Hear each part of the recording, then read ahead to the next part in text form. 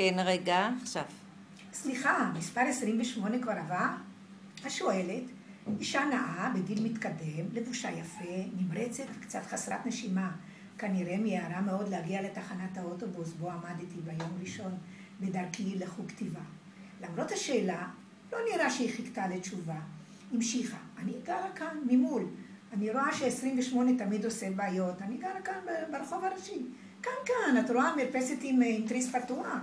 כן, זה ליד הבניין היפה הזה, שעומד גמור וריק מדיירים. נו, הם בטח רמאים. ניסו לגנוב פה 25 סנטימטר, עוד 25 סנטימטר, אז הם לא קיבלו תשובה. הם לא קיבלו רישיון.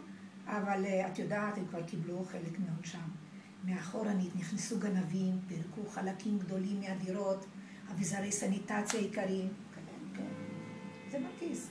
אבל זה מרגיז שאנשים רוצים להיבנות על חשבון אחרים. תראי, גם בעל החנות השכנה קנה דירה בבניין שלנו, מזכיר לסטודנטים, והם לא מנקים את חדר המדרגות. אני כבר לא מדברת איתו בכלל, ולא נכנס יותר לחנות שלו, למרות שהיינו פעם חברים.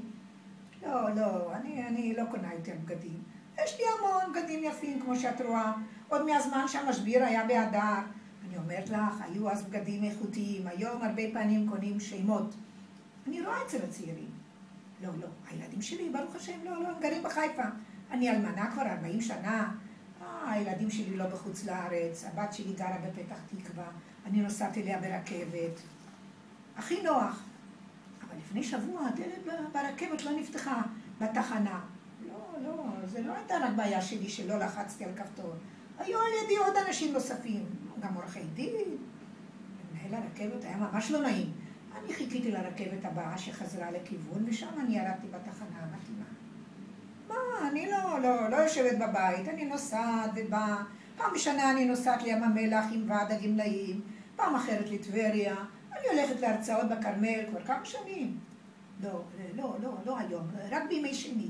היום אני נוסעת לסדר כפתורים באוזניים. מה, את לא יודעת מה זה? זה מדובר במכשיר שמיעה קטן. יש לי בעיות שמיעה ואמרו לי שמוטב לטפל בבעיה הזאת בגיל צעיר ככל האפשר. מי? אני בת 86. נו, עד 120. תודה רבה. נסיעה טובה. יפה מאוד.